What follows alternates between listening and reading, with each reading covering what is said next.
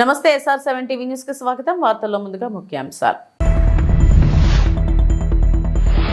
కుప్పంలో జననాయకుడు పేరుతో ఏర్పాటు చేసిన పోర్టల్ ను ప్రారంభించిన ముఖ్యమంత్రి చంద్రబాబు.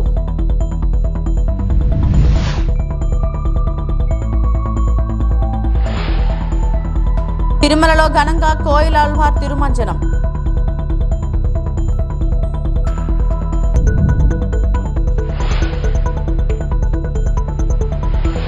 ఇది తుఫేల్ కేస్. కేటీఆర్ కడిగిన ముత్యంలా బయటకు వస్తారు హరీష్ రావు. కుప్పంలోని టీడీపీ కార్యాలయానికి వచ్చిన ముఖ్యమంత్రి చంద్రబాబు, జననాయకుడు కేంద్రాన్ని ప్రారంభించిన సీఎం. సమస్యలపై స్థానికులు వినతిపత్రాలు సమర్పించేలా కేంద్రం ఏర్పాటు. ప్రజల నుంచి వినతులు స్వీకరించి ఫిర్యాదులను ఆన్లైన్లో నమోదు చేసి సమస్యలు పరిష్కరించి ఆన్లైన్లో పొందుపరిచేలా ఏర్పాట్లు. ఆధార్ కార్డు డూప్లికేషన్ తీసుకుంటున్నారా? జిరాక్స్ తీసుకుంటున్నారు. ఓటర్ కార్డు కూడా జిరాక్స్ తీసుకుంటున్నారు. అర్జీదారుని విన్నపం మీరు రాస్తున్నారా? వాళ్ళు చెప్పింది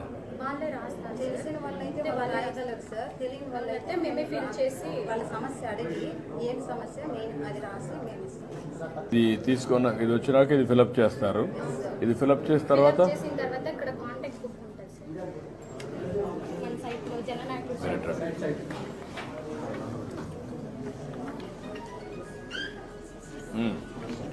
చెప్పండి, మీరు చెప్పండి, మీరు ఎక్స్ప్లెయిన్ చేయండి. ఇక్కడ ఆఫీస్లో మేనేజ్ విజిటర్ కాంటాక్ట్ బుక్ ఉంటుంది సార్. సో మనకి రిసెప్షన్లో కాంటాక్ట్ బుక్ మాత్రమే అవసరం సార్.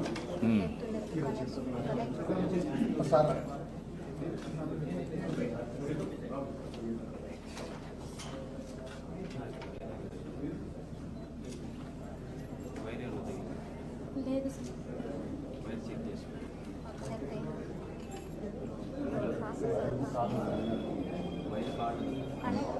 లో వోల్టేజ్ వైర్ పోయిందా లేకుంటే వైఫై? ఇది ఓకే.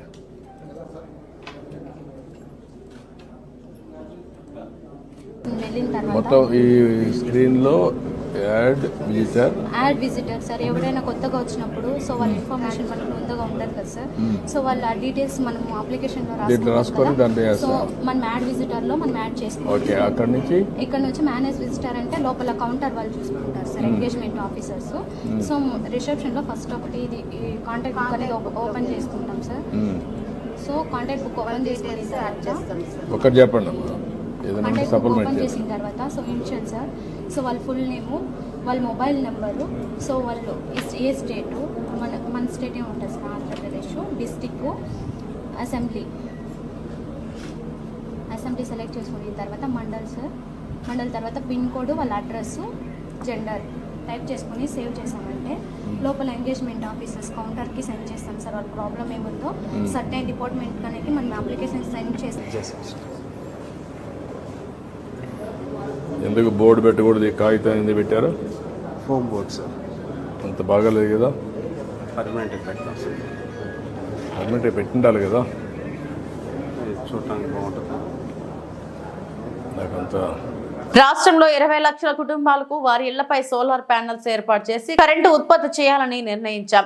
సూర్యాగర్ యోజన పథకం కుప్పంలో ప్రారంభిస్తున్నందుకు సంతోషంగా ఉంది. రాబోయే 5 ఏళ్లలో కుప్పం మొత్తం 100% ప్రకృతి వ్యవసాయం చేసే నియోజకవర్గంగా తయారవ్వాలి. రాబోయే రోజుల్లో జనాలంతా ఆర్గానిక్ ఆహారమే తినే పరిస్థితి రావాలి. ముఖ్యమంత్రి చంద్రబాబు సోలార్ వల్ల, విండ్ వల్ల కరెంటు తయారు చేస్తే తద్వారా చాలా ఖర్చు తగ్గి మనకు కూడా వినియోగదారులకు భారం తగ్గుతుందని ఆ రోజు చెప్పాను. ఆ రోజే నేను ఒక మాట చెప్పాను, ₹1.50 నుంచి ₹2 వరకు కరెంట్ ఉత్పత్తి చేసే అవకాశాలు భవిష్యత్తులో వస్తాయని నేను అప్పట్లోనే చెప్పాను. ఈ రోజు మనం ఒకసారి చూస్తే ప్రధానమంత్రి గారు ఒక కార్యక్రమం తీసుకున్నారు, సూర్యఘర్ అని. మన ఇండ్ల పైన కరెంటు ఉత్పత్తి చేసుకునే కార్యక్రమానికి శ్రీకారం చుట్టారు. ప్రతి ఒక్కరికి 2 కిలోవాట్లు కరెంటు ఉత్పత్తి చేసుకోవడానికి సబ్సిడీ ఇస్తారు. ఒక్కొక్క కిలోవాట్కి ₹30,000 చొప్పున ₹60,000 ఇస్తారు. కానీ ఈ రోజు 2 కిలోవాట్లు పెట్టుకోవాలంటే 1,15,000 అవుతుంది. దీనివల్ల 200 యూనిట్లు నెలకు కరెంటు ఉత్పత్తి చేసుకునే అవకాశం వస్తుంది. మీరు 200 యూనిట్లు కరెంట్ ఉత్పత్తి చేస్తే ఇప్పుడే నేను ఊర్లో అడిగాను, 60 యూనిట్లు వాడితే 250 నుంచి 300 రూపాయలు కరెంటు ఛార్జీలు కడుతున్నారు. ఇప్పుడు ఇది గాని చేసుకోగలిగితే 60 యూనిట్లు వాడుకోవచ్చు, 140 యూనిట్లు మళ్ళా గ్రిడ్ కి ఇచ్చే అవకాశం ఉంటుంది.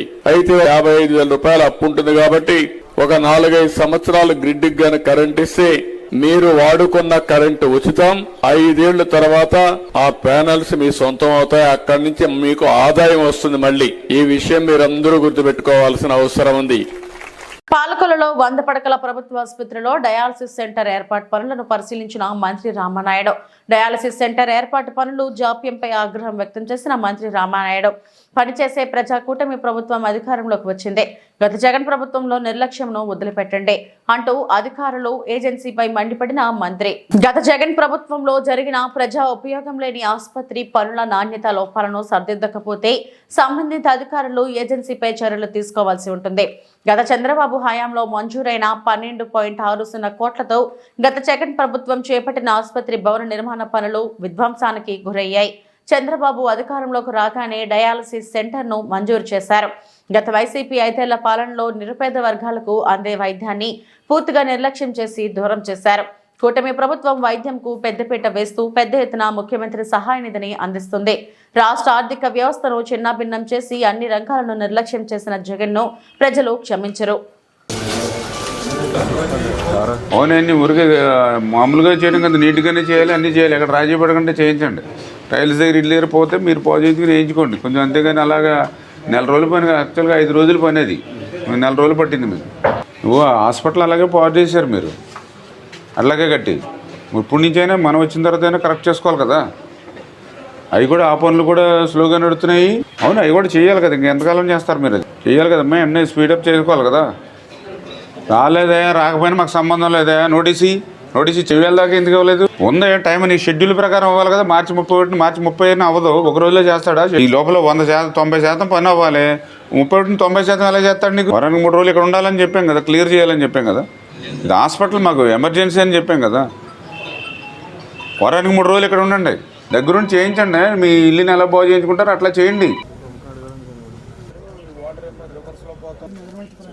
చెప్పారు కదా ఎన్ని అడుగులు ఉండాలి ఏంటి అనేది, ఎక్కడుంది దాని డ్రాయింగ్ ఏది? మరి పాలకొల్లు డయాలసిస్ పేషెంట్స్ మరి అటు అమలాపురం, తాడేపల్లిగూడెం, తణుకు, ఏలూరు ఇట్లా ప్రాంతాలకు వెళ్ళడమే కాదు, ఒక్కొక్కసారి వాళ్ళకి నైట్ 2ంటికి 3ంటికి కూడా మరి వాళ్ళకి టైమింగ్స్ ఇస్తూ ఉంటే చాలా ఇబ్బంది పడుతూ ఉన్నారు. దాన్ని దృష్టిలో పెట్టుకుని ఆ డయాలసిస్ సెంటర్ ఒకటి మన పాలకొల్లులో నెలకొల్పాలని చెప్పి మన ప్రభుత్వం వచ్చిన వెంటనే అధికారుల దృష్టికి, అదేవిధంగా మన మంత్రి గారి దృష్టికి, ముఖ్యమంత్రి గారి దృష్టికి తీసుకెళ్లడంతో మనకి డయాలసిస్ సెంటర్ మరి శాంక్షన్ అయినటువంటి విషయం. ఆ డయాలసిస్ సెంటర్ కూడా పనులు సర్వగంగా పూర్తి చేసి అది ప్రారంభించుకోవాలని చెప్పడం కూడా జరిగింది.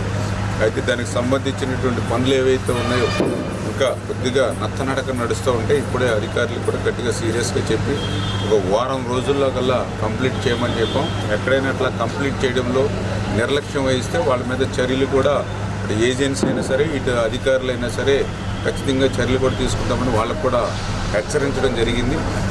ఎంత తొందరగా వీలైతే ఈ యొక్క పండగ జనవరి నెలలోనే ఆ డయాలసిస్ సెంటర్ని మనం ప్రారంభించి ఆ డయాలసిస్ పేషెంట్స్ ఎవరైతే ఉన్నారో వాళ్ళందరికీ కూడా మంచి వైద్యం ఇక్కడే అందించాలి. ఆ సౌకర్యాలు కూడా ఒక కార్పొరేట్ హాస్పిటల్కి పోతే ఏ రకమైనటువంటి సౌకర్యాలు అందుతాయో ఆ రకంగా ఉండాలి. ఎక్కడ రాజీ పడినా కూడా సహించేది లేదని చెప్పేసి కూడా మనం వాళ్ళకి ఏజెన్సీ కూడా తెలియజెప్పడం జరిగింది. తిరుమల శ్రీవారి ఆలయంలో జనవరి 10వ తేదీన వైకుంఠ ఏకాదశి పర్వదినాన్ని పురస్కరించుకొని మంగళవారం కోయిలాళ్వార్ తిరుమంజనం శాస్త్రోక్తంగా జరిగింది. ఈ సందర్భంగా ఆలయం వెలుపల TTD chairman B R Naidu, EO J Shyamala Rao మీడియాతో మాట్లాడుతూ సాధారణంగా ఉగాది, ఆనివార ఆస్థానం, బ్రహ్మోత్సవాలు, వైకుంఠ ఏకాదశి పర్వదినాల ముందు వచ్చే మంగళవారం కోయిలాళ్వార్ తిరుమంజనం నిర్వహించడం ఆనవాయితీగా వస్తుందన్నారు. ఈ సందర్భంగా ఆనంద నిలయం మొదలుకొని బంగారు వాకిలి వరకు శ్రీవారి ఆలయం లోపల ఉపదేవాలయాలు, ఆలయ ప్రాంగణం, గోడలు, పైకప్పు, పూజా సామాగ్రి తదితర వస్తువులను పవిత్రమైన పరిమళ జలాన్ని ప్రోక్షణ చేసి నీటితో శుభ్రంగా కడుగుతారని చెప్పారు. కాగా స్వామివారి మూల విరాట్ ను వస్త్రంతో పూర్తిగా కప్పి ఉంచి శుద్ధి అనంతరం నామకోపు, శ్రీచూర్ణం, కస్తూరి, పసుపు, పచ్చాకు, గడ్డకర్పూరం, గంధం పొడి, కుంకుమ, కిచిలిగడ్డ తదితర సుగంధ ద్రవ్యాలు కలగలిపిన పవిత్ర పరిమళ జలాన్ని ఆలయమంతటా ప్రోక్షణం చేశారు. ఆ తర్వాత స్వామివారి మూల విరాట్ కు కప్పిన వస్త్రాన్ని తొలగించి ప్రత్యేక పూజ నైవేద్యం కార్యక్రమాలను అర్చకులు శాస్త్రోక్తంగా నిర్వహించారు. అనంతరం భక్తులను దర్శనానికి అనుమతించారు. కార్యక్రమంలో టీటీడీ బోర్డు సభ్యులు భానుప్రకాష్ రెడ్డి, సాంబశివరావు, రాజశేఖర్ గౌడ్, సుచిత్ర ఎల్లా, వనబాక లక్ష్మి, అదనపు EO CH Venkaiah Chowdary, CVSO Sridhar, జిల్లా ఎస్పీ సుబ్బరాయుడు, ఆలయ డిప్యూటీ ఈవో లోకనాథం తదితరులు పాల్గొన్నారు.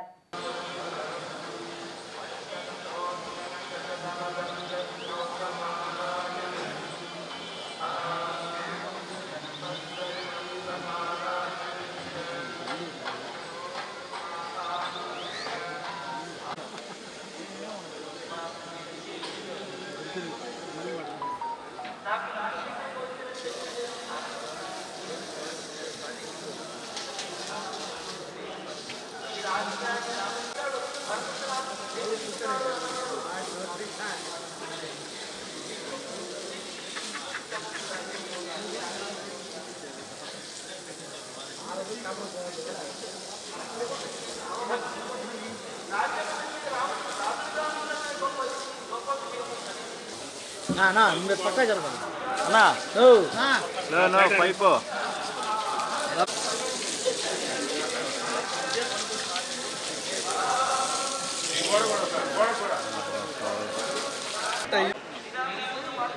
కొంచెం వెనక్కి. ఓకే వెనక్కి. నమో వెంకటేశాయ. ఈరోజు ఉదయం 6:45 ఆలయ శుద్ధి కార్యక్రమం మొదలుపెట్టాం. ఇందులో బోర్డు సభ్యులు, అధికారులు అందరూ పాల్గొన్నారు. ఇది గత కొన్నేళ్ళుగా వస్తున్నటువంటి ఆనవాయితీ. ఆ సందర్భంగా మన వాళ్ళందరూ కూడా పార్టిసిపేట్ చేశారు. వాళ్ళందరికీ కూడా ధన్యవాదాలు. ఓం నమో వెంకటేశాయ.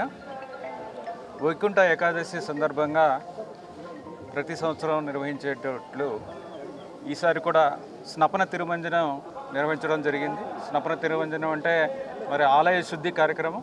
సంవత్సరంలో 4 సార్లు ఈ కార్యక్రమం చేస్తాము. ఈ కార్యక్రమంలో ఆలయం ప్రాంగణం అంతా గోడలు, పైకప్పు, ఆలయంలో ఉన్న దేవతామూర్తులు, పూజా సామాగ్రి అంతా కూడా నీళ్లతో శుద్ధి చేసి దాని తర్వాత పరిమళ ద్రవ్యాలతో ప్రోక్షణ చేయడం జరుగుతుంది. ఈ కార్యక్రమం అయిన తర్వాత మూలమూర్తికి ప్రత్యేక పూజలు ఆగమోక్తంగా నిర్వహించడం జరుగుతుంది. ఈ కార్యక్రమము ప్రతి సంవత్సరం కూడా వైకుంఠ ఏకాదశి సందర్భంగా ఒకసారి చేయడం జరుగుతుంది. ధన్యవాదాలు.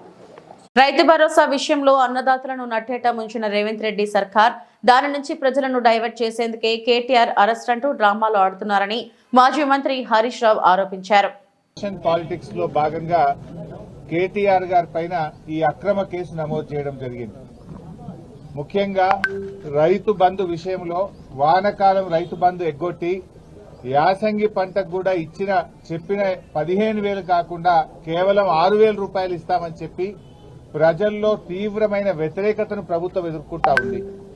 ఏడాది పాలన తర్వాత అన్ని సర్వే రిపోర్ట్లలో కూడా ఈ ముఖ్యమంత్రి ఫెయిల్యూర్ సీఎం అని, ఈ ప్రభుత్వం ఫెయిల్ అయిందని చెప్పి ఈ రాష్ట్రంలో వచ్చిన అన్ని సర్వే రిపోర్ట్లు కూడా తెలియజేస్తా ఉన్నాయి. సో ఈ క్రమంలో మా అక్రమ కేసు పెట్టి ప్రజల యొక్క దృష్టిని మరల్చాలని ఒక డైవర్షన్ పాలిటిక్స్ కు రేవంత్ రెడ్డి గారు పాల్పడతా ఉన్నారు. మాకు తెలుసు రేవంత్ రెడ్డి గారు ఇలాంటి ఇంకా అక్రమ కేసులు చాలా పెడతారని, ఇంకా మాలాంటి చాలా మంది నాయకుల మీద కూడా ఇలాంటి అక్రమ కేసులు ఆయన పెడతాడని. వీటన్నిటిని ఎదుర్కోవడానికి మేము సిద్ధంగా ఉన్నాం.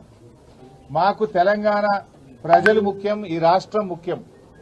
ఎన్నో పోరాటాలతోని త్యాగాలతోని తెలంగాణ తెచ్చుకున్నాం. తెలంగాణ బాగుండడం, తెలంగాణ అభివృద్ధి చెందడం, తెలంగాణ ప్రజల సంక్షేమం బీఆర్ఎస్ పార్టీకి అత్యంత ముఖ్యమైనది.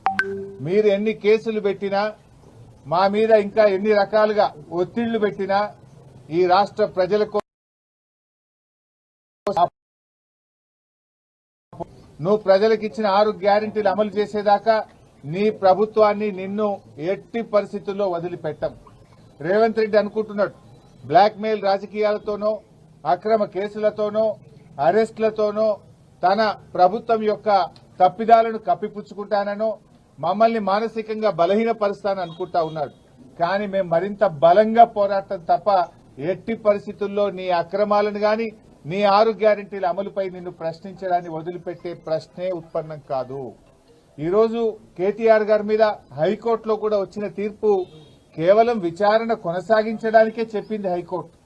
ఇది అక్రమ కేసు, దీని విచారణ నిలుపుదల చేయాలని చెప్పి బీఆర్ఎస్ పార్టీ తరఫున మేము కోర్టుకు వెళ్లాం. కోర్టేమి కేసును నిర్ధారించలేదు, ఇది తప్పు జరిగిందని చెప్పింది కానీ శిక్ష వేసింది కాదు. కేవలం విచారణ కొనసాగించడానికి మాత్రమే ఈరోజు కోర్టు అనుమతి ఇచ్చింది. విచారణకు సహకరిస్తాం. ఈ ముందు నుంచి కూడా కేటీఆర్ గారు 100% విచారణకు సహకరిస్తామని చెప్పాం. ఎందుకంటే మేము తప్పు చేయలేదు, అసలు అవినీతే జరగలేదు, రాష్ట్ర ప్రభుత్వం నుంచి ₹1 కూడా గ్రీన్ కో కంపెనీకి చెల్లించలేదు. అక్కడ ఇది ఎప్పుడు జరిగింది? రేవంత్ రెడ్డి గారు ప్రమాణ స్వీకారం చేసిన 3వ రోజే ఆ కంపెనీ ప్రతినిధి ఘనంగా ప్రారంభమైన యానాం ప్రజా ఉత్సవాలు ఫలపుష్ప ప్రదర్శన. యానాం 21వ ప్రజా ఉత్సవాలు 23వ ఫలపుష్ప ప్రదర్శనలో పాల్గొనేందుకు యానాం వచ్చిన పుదుచ్చేరి ముఖ్యమంత్రి ఎన్ రంగస్వామి, స్పీకర్ సెల్వం, మత్స్యశాఖ మంత్రి లక్ష్మీనారాయణ, వ్యవసాయ శాఖ మంత్రి జాయ్ కుమార్, పౌర సరఫరాల శాఖ మంత్రి తిరుమురుగన్, పలువురు ఎమ్మెల్యేలకు పుదుచ్చేరి ప్రభుత్వ ఢిల్లీ ప్రత్యేక ప్రతినిధి మల్లాడి కృష్ణారావును ఘనంగా స్వాగతం పలికారు. ఈసారి ప్రజా ఉత్సవాలలో పాల్గొన్న స్థానిక శాసనసభ్యుడు గొల్లపల్లి శ్రీనివాస్ అశోక్ కార్యక్రమంలో భాగంగా వివిధ రాష్ట్రాల నుండి వచ్చిన కళాకారులచే సంగీతం, నృత్యం, సాంస్కృతిక కార్యక్రమాలు ఆహతులను విశేషంగా అలరించాయి.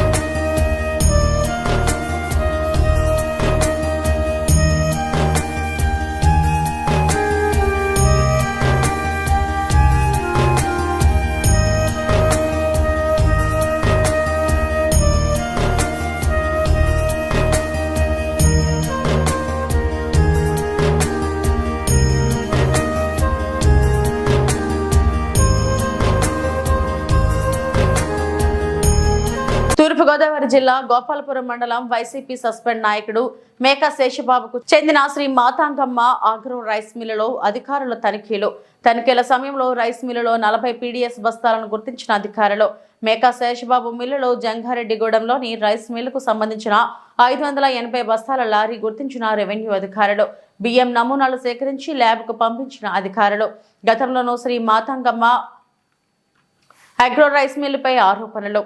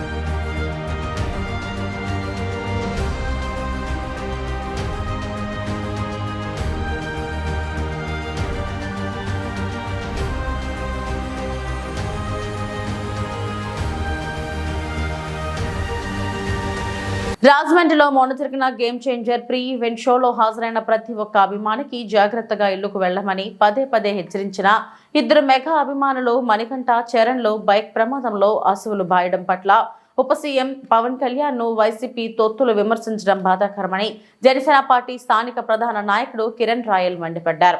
తిరుపతి ప్రెస్ క్లబ్ లో మంగళవారం మీడియా ముందు జన సైనికులతో కలిసి కిరణ్ మాట్లాడుతూ ప్రమాదంలో మృతి చెందిన ఇరువురికి ఆ చిత్ర హీరో రామ్ చరణ్ 10 లక్షలు, పవన్ కళ్యాణ్ 10 లక్షలు, నిర్మాత దిల్ రాజు మరో 10 లక్షలు వారి కుటుంబాలకి ప్రకటించారన్నారు.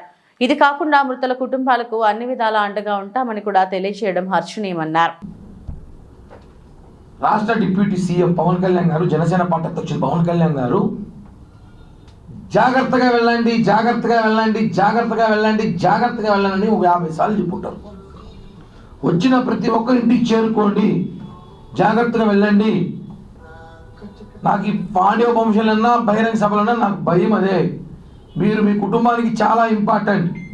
అభిమానం వేరు, మీరు మీ కుటుంబానికి సభ్యులు చేరుకోవాలి, ఇంటికి చేరుకోవాలని చెప్పి పదే పదే పవన్ కళ్యాణ్ గారు ఈసారి ఆడియో ఫంక్షన్ మనం చూసుంటాం రాజమండ్రిలో. జాగ్రత్తగా వెళ్ళండి అని చెప్తారు. ఎందుకంటే ఈ రాష్ట్రపు దరిద్రపు రోడ్లు ఇంకా కొన్ని సరిదిద్దుకోలేదు. ప్రభుత్వం వచ్చినాక ఇప్పటికే ఆల్మోస్ట్ కొన్ని రోడ్లు కంప్లీట్ చేస్తున్నాం. మేము సంక్రాంతి కల్లా అన్ని పూర్తి చేస్తాం, ఖచ్చితంగా ఇచ్చిన మాట ప్రకారం చేసి తీరుతాం. కానీ ఇంకా ఫిల్టర్ చేయాల్సిన రోడ్లు ఇంకా కొన్ని ఉన్నాయి, ఎదుగుతున్నాం ఆ రోడ్లు కూడా. ఆ రోడ్లు బాగోలేదు. అర్ధరాత్రి సమయంలో వెళ్ళేటప్పుడు యాక్సిడెంట్లు అవుతాయి. గత ముఖ్యమంత్రి జగన్ ప్రభుత్వంలో చెత్త రోడ్లు వేసి ప్రజల ప్రాణాలతో ఆడుకుంటారని చెప్పి పవన్ కళ్యాణ్ అనేక సార్లు చెప్పారు. దురదృష్టవశాత్తు ఇద్దరు మెగా అభిమానులు చనిపోవడం జరిగింది యాక్సిడెంట్లో. చాలా బాధాకర విషయం. వాళ్ళిద్దరికి కూడా వాళ్ళ కుటుంబానికి ప్రగాఢ సంతాపం తెలియజేస్తూ ఒకటే చెప్తున్నాం, ఎక్కడో యాక్సిడెంట్లో చనిపోయిన వారికి పవన్ కళ్యాణ్ గారికి ఏ సంబంధం అండి? వారి మీద కేసు కట్టమని చెప్పి వైసీపీ పేటిఎం డాగ్స్, వైసీపీ పుల్కాగాలు లాజిక్ కూడా తెలియదు, కొంచెం కామన్ సెన్స్ ఉన్నారు రాజకీయాల్లో. లాజిక్ లేకుండా మాట్లాడతారు. పవన్ కళ్యాణ్ గారికి కేసు కట్టాలంట. ముందు మీ ఇంట్లో మీ ఊర్లో చచ్చిపోయిన మీ బాబాయ్ కథ ఏమైంది? బాబాయ్ హత్య కేసు ఏమైంది? మీ ఇంట్లో చనిపోయిన మర్డర్ చేసిన బాబాయ్ హత్య కేసు ఫస్ట్ నిందులు పట్టుకోండి. మీరు మళ్ళీ మా గురించి మాట్లాడతారు. ఎక్కడో యాక్సిడెంట్లో చనిపోతే పాపం దురదృష్టాలతో బాధపడతారు పవన్ కళ్యాణ్ గారు. వాళ్ళ కుటుంబానికి అన్ని విధాలు ఆదుకుంటామని చెప్పి నేను రోజు 10 లక్షలు డబ్బులు ఇవ్వడం జరిగింది పార్టీ తరఫున. అలాగే దిల్ రాజు గారు 10 లక్షలు ఇచ్చారు, రామ్ చరణ్ గారు 10 లక్షలు ఇచ్చారు. ఇంకా వాళ్ళ కుటుంబానికి అన్ని విధాలుగా ఆదుకుంటాము, పెద్ద కొడుకులాగా నేను ఉంటాను పవన్ కళ్యాణ్ గారు ప్రెస్లో రిలీజ్ చేస్తూ అన్ని విధాలుగా వాళ్ళ కుటుంబానికి ఆదుకుంటాం, మన అనంతరం ఉన్నామని చెప్పి పవన్ కళ్యాణ్ గారు చెప్పాక కూడా కొంతమంది వైసీపీ రాజకీయ జ్ఞానమైన పుల్కాగాలు పవన్ కళ్యాణ్ గారు వల్ల చనిపోయినట్టు హాస్యాస్పదంగా ఉంది. మీరేసిన దరిద్రపు రోడ్లు వల్ల చనిపోయారు. రోడ్లు సెట్ చేయకుండా చనిపోయారు. గుంతల రోడ్లు, ఎటువంటి రోడ్లు మనం చూసుంటాం, అన్నీ సరిదిద్దుతున్నాం, వేస్తున్నాం రోడ్లన్నీ కూడా. ముందు మీరు బాబాయ్ హత్య కేసు తేల్చండి రా బాబు, మళ్ళీ మీరు తెలుస్తారు. సొంత చెల్లిని బయట వేశారు, సొంత సునీత గారు ఏడుస్తున్నారు, ఆకి మా నాన్న చెప్పిన వాళ్ళు పట్టుకొని రాని. ఇవన్నీ మీరు చేయండి. చంపేసిన మీరు మాట్లాడతారు మా గురించి. మటర్లు చేసిన మీరు యాక్సిడెంట్లో చనిపోయిన రాజకీయం చేస్తారా? అలా చనిపోయినా అంటే నిన్న రోజు నేను చూసిన ఈరోడ్ టు కోయంబత్తూరు, ఈరోడ్ నుంచి కోయంబత్తూరు పోతా ఒక పిల్లడు యాక్సిడెంట్లో చనిపోయాడంట. దానికి కూడా మేమే కారణమా? చెప్పండి చెప్పండి. దానికి కూడా పవన్ కళ్యాణ్ గారు అనేసి. తమిళనాడు ఈరోడ్ నుంచి కోయంబత్తూరు పోయే దారిలో ఒక పిల్లడు యాక్సిడెంట్ చనిపోతే దానికి కూడా మేమే కారణమా? అది యాక్సిడెంట్ అండి. ఇది మీ రోడ్లు బాగాలేదు, జరిగిన యాక్సిడెంట్ జరిగింది. దానికి పుష్ప సినిమాకి సంబంధించి ఈవెంట్కి సంబంధించి సంబంధం ఏంటి? దాని గురించి రాజకీయాలు మాట్లాడతారు మీరు. ట్విట్ పెడతారు, అరెస్ట్ చేయాలని చెప్పి ప్రెస్ మీట్ పెడతారు. ఛాలెంజ్ ధైర్యం ఉందా మీకు ఎవరికినా? పనికిరాని మాటలు మాట్లాడడం కాదు రాజకీయాల్లో. ఈ 7 నెలల ప్రభుత్వం వచ్చినాక మేము చేసిందని మీరు మీ 7 నెలలు, మా 7 నెలలు, జగన్మోహన్ రెడ్డి 7 నెలలు, కూటమి 7 నెలలు చేసిన అభివృద్ధి కార్యక్రమాలు ఛాలెంజ్ చేస్తాం. చూపిండి ఒకసారి. మేము ఆ 7 నెలలు ఇచ్చిన సూపర్ 6లో 3 హామీలు నెరవేర్చాం. ఇప్పటికే 4వది కూడా సంక్రాంతి అయినాక అంశం, 5వది అమలు చేస్తున్నాం. రాజధాని అభివృద్ధి ఏలూరు జిల్లా జంగారెడ్డిగూడెం ఆర్డీఓ కార్యాలయం వద్ద వామపక్షాల ఆధ్వర్యంలో ధర్నా నిర్వహించారు.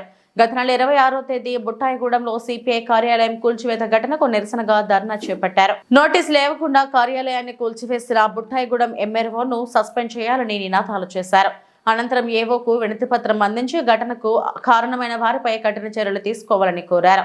ఈ సందర్భంగా సిపిఐ ఏలూరు జిల్లా కార్యదర్శి మన్నవ కృష్ణ చైతన్య మాట్లాడుతూ బుట్టాయిగూడెంలో సిపిఐ కార్యాలయం ప్రారంభోత్సవానికి సిద్ధమవుతున్న సమయంలో ఎటువంటి నోటీసులు ఇవ్వకుండా సుమారు 30 నుంచి 40 మంది రెవెన్యూ పోలీసులు సిబ్బంది జేసీబీలు తీసుకొచ్చి లోపల ఉన్న సామాన్లు కూడా తీసుకోవడానికి వీలు లేకుండా దౌర్జన్యంగా కూల్చివేశారని, ఘటనకు కారణమైన బుట్టాయిగూడెం ఎంఆర్ఓను సస్పెండ్ చేయాలని డిమాండ్ చేశారు. సస్పెండ్ చేయాలి బుట్టాయిగూడెం ఎంఆర్ఓని. నోటీస్ ఇవ్వకుండా ఆఫీసులు కూల్చిన బుట్టాయిగూడెం ఎంఆర్ఓని. నోటీస్ ఇవ్వకుండా బుట్టాయిగూడెంలో ఆఫీసులు కూల్చిన సస్పెండ్ చేయాలి బుట్టాయిగూడెం ఎంఆర్ఓని. సస్పెండ్ చేయాలి బుట్టాయిగూడెం ఎంఆర్ఓని. ఐక్యత వర్ధిల్లాలి, కమ్యూనిస్ట్ పార్టీల ఐక్యత. సస్పెండ్ చేయాలి బుట్టాయిగూడెం ఎంఆర్ఓని. సస్పెండ్ చేయాలి బుట్టాయిగూడెం ఎంఆర్ఓని. నోటీస్ సస్పెండ్ చేయాలి బుట్టాయిగూడెం ఎంఆర్ఓని వెంటనే. సస్పెండ్ చేయాలి బుట్టాయిగూడెం ఎంఆర్ఓని వెంటనే. సస్పెండ్ చేయాలి బుట్టాయిగూడెం ఎంఆర్ఓని వెంటనే. కమ్యూనిస్ట్ పార్టీ కార్యాలయాన్ని కూల్చిన ఎంఆర్ఓని వెంటనే సస్పెండ్ చేయాలి. బుట్టాయిగూడెం ఎంఆర్ఓని వెంటనే వర్ధిల్లాలి, కమ్యూనిస్ట్ పార్టీల ఐక్యత. సస్పెండ్ చేయాలి బుట్టాయిగూడెం ఎంఆర్ఓని వెంటనే. సస్పెండ్ చేయాలి బుట్టాయిగూడెం ఎంఆర్ఓని వెంటనే. వర్ధిల్లాలి, కమ్యూనిస్ట్ పార్టీల ఐక్యత. వర్ధిల్లాలి, కమ్యూనిస్ట్ పార్టీల ఐక్యత. సస్పెండ్ చేయాలి బుట్టాయిగూడెం ఎంఆర్ఓని వెంటనే. అది ప్లేస్ లో సోడేరామయ్య గారు 2 సార్లు గెలిచి వెళ్ళారు ఈ ప్రాంతం నుంచి. ఏది ఎంపీగా, ఏది భద్రాచలం పార్లమెంట్. అయితే అప్పటి నుంచి కూడా అది కార్యాలయంగానే అక్కడి నుంచి కార్యకలాపాలు నిర్వహించడం, ప్రతి జెండా ఆవిష్కరణ చేయడం, ప్రతి ఆవిర్భావ దినోత్సవానికి, అట్లానే అసెంబ్లీ ఎలక్షన్ నిర్మాణం చేసే ముందు వెళ్ళి ఇవ్వడం జరిగింది, లెటర్ ఇవ్వడం జరిగింది, మాకు ఉండేటువంటి హక్కు ఇవ్వడం జరిగింది.